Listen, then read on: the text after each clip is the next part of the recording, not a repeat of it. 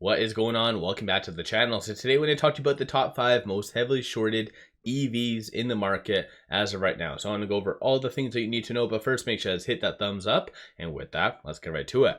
Starting off with good old stock number 5. So things have switched up a little bit. So Canoe, ticker is GOEV. On Friday, it did go down 2.04% over the last 1 year, down 88.74, and in 2024, down 75.66. It is stock number 5, sitting at 18.21% of the free float being shorted. Very high cost to borrow, so 242.44%. 13.26 million shares overall are being shorted. You can kind of see shorts did return roughly around 417,000 shares on Friday. Short score, so the higher the number, the higher the likelihood of a squeeze happening, is sitting at 91.2, and that is comprised of, just so you're aware, utilization, cost to borrow, and number of shares being shorted. So that kind of equates to a good ratio, and just generally shorts have been getting into Canoe over this last little bit. So low, roughly around 12%. And that was at the end of July. So shorts definitely have been doubling down quite a lot. Through IBKR does indicate around 30,000 shares is available to be shorted. So once again, add that to your watch list. Moving on to RIVN. So RIVN did go down with the broader market on Friday, went down 3.71% over the last 1 year, down 43.12, and in 2024 down 43.61%. 18.41% of the free float is being shorted, slightly higher than Canoe, but 132.74 million shares overall are being shorted. Very low cost to borrow. In fact, you do see a broker out there physically paying people to short RIVN. I brought this up in the past, but you do see the cost to borrow minimum being negative. So again, meaning that people are getting paid out there. It doesn't actually show you which broker is doing that. So if you guys know, let me know in the comments below. But on Friday, shorts did increase 682,000 shares. Short score 73.48, and just generally shorts have started to pounce a little bit with RIVN, so they've been kind of piggybacking off of their broader fears in the market right now. And as of the time of doing this video, does indicate around 1.5 million shares is available to be shorted. And you can kind of see right now, IBKR, their cost to borrow is sitting at 0.42, so they're not the culprit that is paying people. So just to rule them out. Moving on to stock number 3, Workhorse. They got hit really bad on Friday, down 8.02% over the last 1 year, down 95.63, and in 2024 down 91.96%.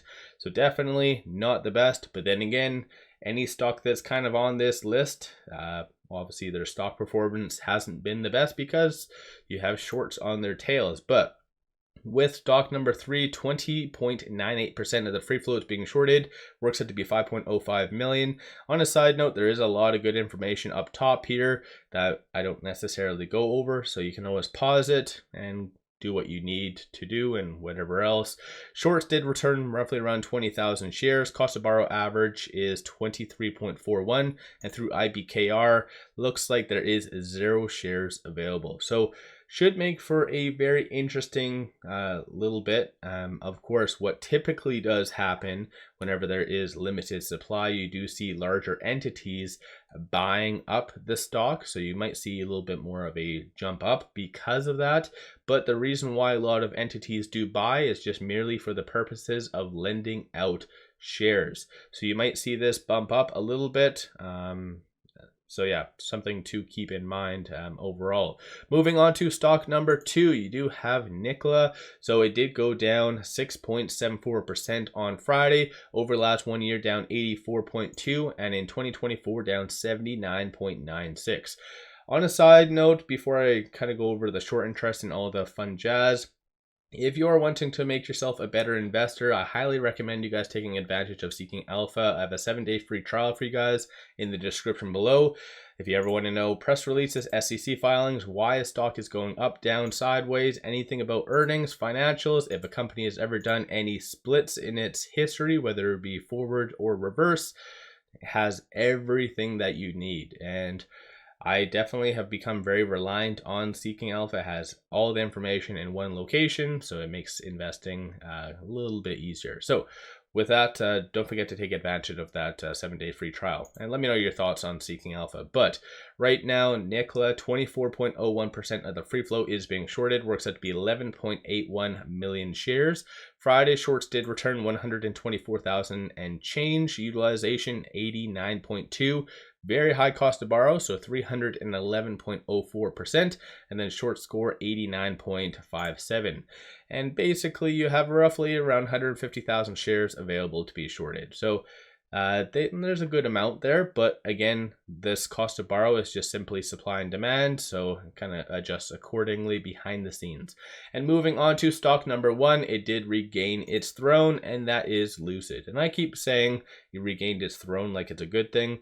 I don't know if it's a good thing to be the most heavily shorted stock. Maybe that might equate to a squeeze, most likely. But again, there's a lot of different things that need to fall in place for a squeeze to happen. That's just my opinion, of course. But on Friday, it did go down 1.65%. So fared a little bit better than a lot of the stocks that I have been talking about so far. Over the last 1 year, down 41.86%, and in 2024, down 15.2%. But still very heavily shorted. 27.85% of the free float is being shorted. Works out to be 249.91 million shares overall are being shorted. Cost to borrow average is 8 on the mark. Shorts did increase 1.83 million shares on Friday, and over this last several trading days, you can kind of see shorts have really started to double down quite a lot. So it was kind of breaking the trend a little bit. So they were returning ever since beginning of August, give or take.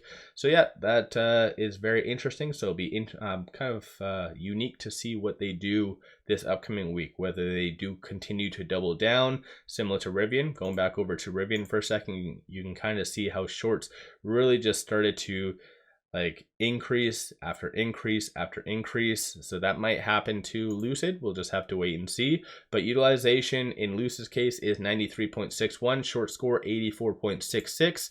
And through IBKR, there's roughly around 900,000 shares available to be shorted. And I think Lucid is a very good example, as what I mentioned, how big entities do buy just for the purposes of lending out shares.